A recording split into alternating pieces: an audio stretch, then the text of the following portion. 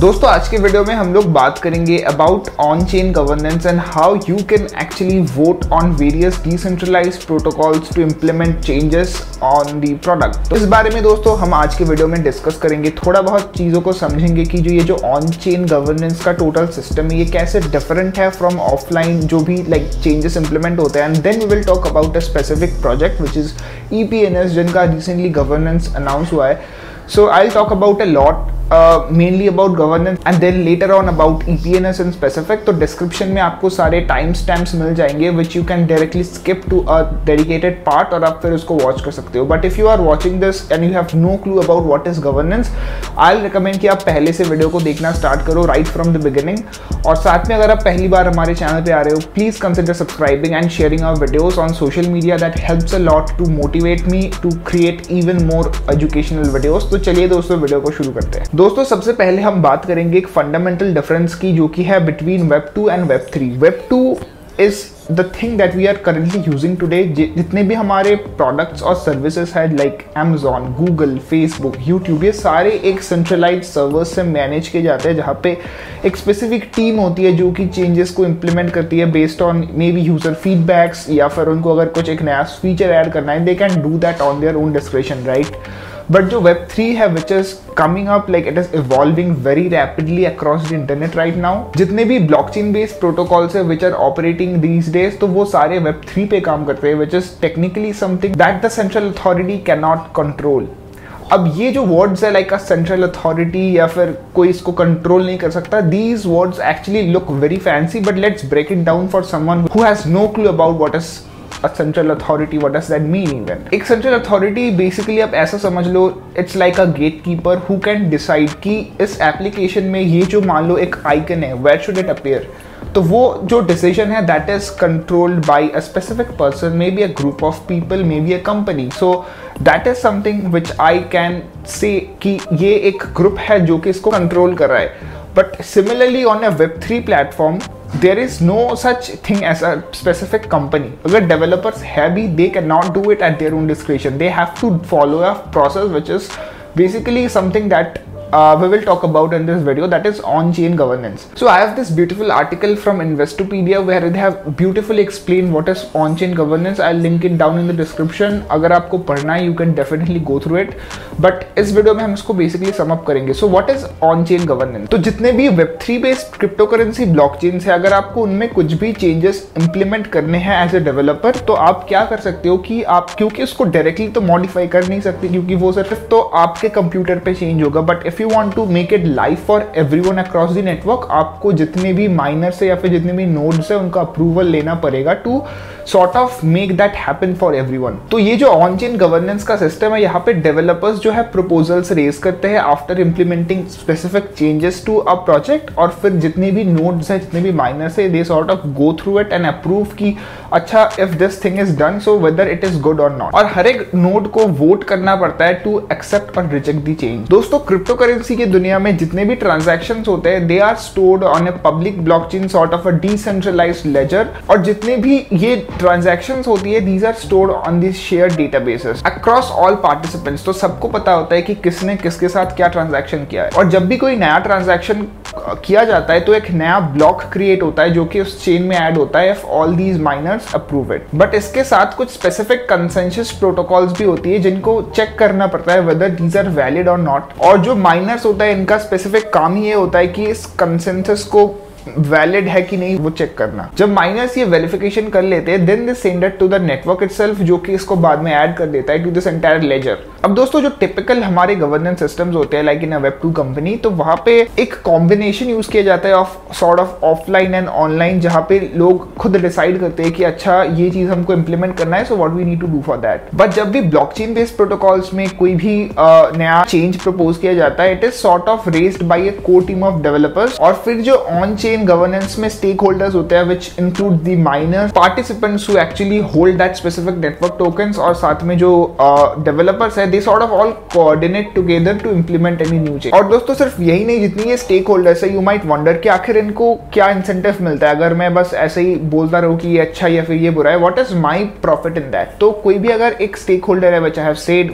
Which can be the users who have may be a large holding of the specific network token, maybe miners who are sort of validating the transactions, they have an incentive which is जो कि project के founders या फिर project के team members दे सकते हैं from their own allocation as an incentive कि वो ये जो प्रोसेस है उसको प्रॉपर्ली एग्जीक्यूट करें। और जो डेवलपर्स है उनके लिए एक अलग से एलोकेशन होता है। Maybe you have seen that inside in your white paper कि जो डेवलपर्स है, जो कंसल्टेंट्स है, they have a separate allocation of the tokens which helps them to incentivize कि आप ये जो काम कर रहे हो that is also a good thing to do. But दोस्तों इसका ये मतलब नहीं कि अगर आपके पास एक बहुत ही माइनर होल्डिंग है of that specific token you can also vote.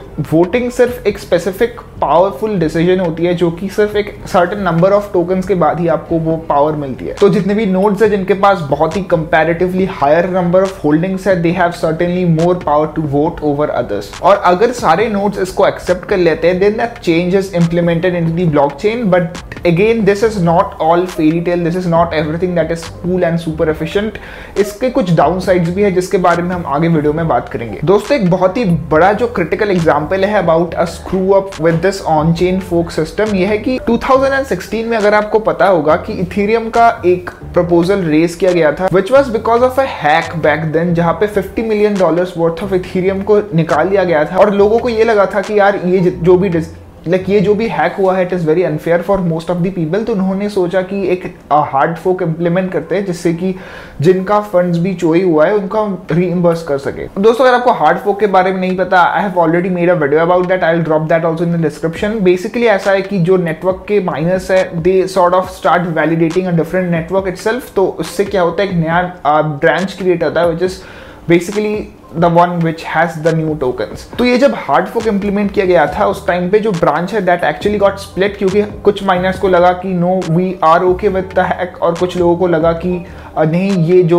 जिन लोगों के साथ ये अनफेयरनेस हुआ है उनको रीइंबर्स करना चाहिए, राइट। तो इस इथेरियम के हार्ड फोक को इम्प्लीमेंट करने टाइम पे काफी लोगों को एक डिफरेंस ऑफ ओपिनियंस दिखा, जहाँ पे कुछ लोगों ने अग्री किया कि ये सही डिसीजन है और कुछ ने नहीं किया। तो इससे क्या हुआ कि दो नए टोकन्स बन गए which is the Ethereum which we have today और एक और बन गया जो कि Ethereum Classic which you also have today। Similarly दोस्तों 2017 में बिटकॉइन के साथ भी ऐसा हुआ था जहां पे कुछ स्पेसिफिक डेवलपर्स के कम्युनिटी ने ये सोचा कि बिटकॉइन का जो ट्रांजैक्शन फी है जो कि डिसाइडेड होता है और जो ट्रांजैक्शन मेकिंग कैपेबिलिटी है दैट इज वेरी लो, और उन्होंने सोचा कि जो बिटकॉइन का ब्लॉक साइज है उसको बढ़ा देंगे by raising a proposal. But जो बिटकॉइन का कोर टीम है दे डिसएग्रीड ऑन दैट और उन्होंने सोचा कि नहीं ये हमको नहीं चाहिए, whatever it is just okay. तो ये ऐसा कुछ हुआ कि इनकी वजह से इन्होंने एक अपना जो इनके माइनर्स थे जो कि इसको अग्री कर रहे थे और जो डेवलपर्स ने इस प्रपोजल को रेज किया था, दे sort of started validating another network जो कि नया नेटवर्क बन गया बिटकॉइन का which is also called bitcoin cash. तो ऐसे बिटकॉइन के भी दो फॉर्म्स एग्जिस्ट हो गए। So this is a thing that can happen with on chain governance. अब इसके दोस्तों एडवांटेजेस भी है। अगर मैंने भी डिसएडवांटेजेस की बात की, इसमें एडवांटेज ये है कि एक तो जो नेटवर्क के पार्टिसिपेंट्स हैं उनको इक्वल वोटिंग राइट्स मिलती है। तो यहाँ पे हम भी डिसाइड कर सकते हैं कि हमारे इस एप्लीकेशन में हमको क्या चेंजेस देखनी है, और जब भी वो प्रपोजल रेज होता है we can raise our voice as well. और इसी के साथ ये काफी क्विक एंड एफिशिएंट भी होता है टू इम्प्लीमेंट, क्योंकि जो ये मैंने आपको अभी न्यूज बताया बिटकॉइन और इथेरियम का, इसको like in a time span of 2-3 months implement किया गया था। और आज के दिन में दोस्तों जितने भी ये प्रपोज चेंजेस होते हैं दिस रिक्वायर्स कि जो हार्ड फोक जिससे क्रिएट ना हो जाए तो सारे नोड्स को एग्री करना पड़ता है if they want to implement a new change. तो अगर सारे माइनर्स इस पे एग्री नहीं करेंगे तो कोई चेंज इंप्लीमेंट नहीं होगा, which also reduces a lot the chances of hard fork. But मैंने जो अभी पॉइंट्स बताए कि एक तो वोट करने का पावर मिलता है, it is also limited to certain people, जहाँ पे अगर आपके पास एक XYZ अमाउंट ऑफ टोकन्स नहीं होंगे तो आप उसको वोट नहीं कर पाएंगे। और जो ये एक इनएफिशिएंसी है कि सिर्फ माइनर्स और हायर स्टेक्स वाले यूजर्स ही वोट कर पाएंगे, ये काइंड ऑफ एक शेडी सा कॉन्सेप्ट बनाता है जो कि कुछ लोग मानते हैं एक रिस्क है to this entire community of decentralized organizations कि वो लोग मैनिपुलेट कर सकते हैं कि ये जो प्रोजेक्ट है वो फ्यूचर में क्या फीचर्स को इंप्लीमेंट करेगा या फिर ये कहाँ तक जाएगा। तो बेसिकली गवर्नेंस का यही सम अप रहेगा। You guys have more or less understood the point कि एक तो प्रपोजल रेज करो, दूसरा चीज इसका approval low by the entire network participants which includes miners as well as users who have higher amount of tokens, और साथ में फिर जो चेंजेस है उनको डेवलपर्स के साथ इंटरैक्ट करके उसको इंप्लीमेंट कर दो। That is the basic sum of governance with any token. अब दोस्तों बढ़ते हैं वीडियो के सेकंड पार्ट में, जिसमें हम बात करेंगे EPNS प्रोजेक्ट के गवर्नेंस के बारे में, जो कि सितंबर 9 को अनाउंस किया गया था। इसका जो मीडियम का आर्टिकल लिंक है, I will drop that in the description, जहां पे आप जाके पढ़ सकते हो कि अगर आपको EPNS या फिर इथेरियम पुश नोटिफिकेशन सर्विस में कुछ भी चेंजेस इंप्लीमेंट करनी है तो उसकी एलिजिबिलिटी क्राइटेरिया क्या है। तो सबसे पहले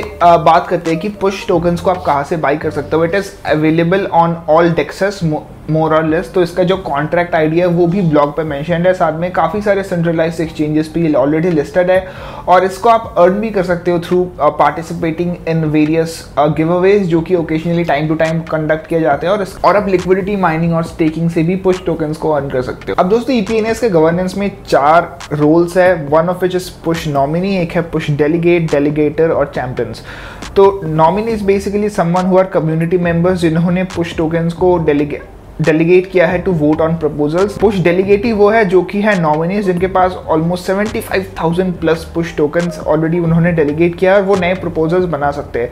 जो डेलीगेटर्स है they are the token holders जो कि वोट कर सकते हैं अबाउट दीज न्यू प्रपोजल्स, और जो चैंपियंस है they are individuals from the entire ecosystem जो कि EPNS के गवर्नेंस फ्रेमवर्क को और कम्युनिटी को अपडेट रखने में हेल्प करते हैं। दोस्तों आज की डेट में EPNS काफी ज्यादा बढ़ चुका है, जहां पे ऑलमोस्ट ओवर 5,400 एड्रेसेस है जिन्होंने EPNS के चैनल को सब्सक्राइब किया हुआ है, और over 3,600 on chain token holders present है। दोस्तों जो गवर्नेंस फेज 0 है दैट इज ऑलरेडी लाइव, और मैं ट्विटर पे काफी बार देखता हूँ कि कुछ लोगों को ग्रांट्स प्रोग्राम में एलोकेशन मिलती है पुश की, कुछ लोग इनका एक वीकली रॉकस्टार NFT का एयरड्रॉप होता है ऑन ट्विटर, जहां पे हर एक इंडिविजुअल्स को जो कि कंट्रीब्यूट करता है टू द एंटायर इकोसिस्टम उनको एक NFT बेस्ड एलोकेशन मिलता है to this entire push network, और उनको वोटिंग राइट्स भी मिलते हैं जो कि गवर्नेंस प्रोसेस में वो इसको यूज कर सकते हैं, which is also very cool। और साथ में इनका मेटा गवर्नेंस भी है, who are the token holders who can pass and vote on measures affecting how EPNS governance evolves past the 0 phase। अब दोस्तों यहाँ पे जितने भी बाकी के डिटेल्स है you can find that on the blog and I'll link it down in the description as already said।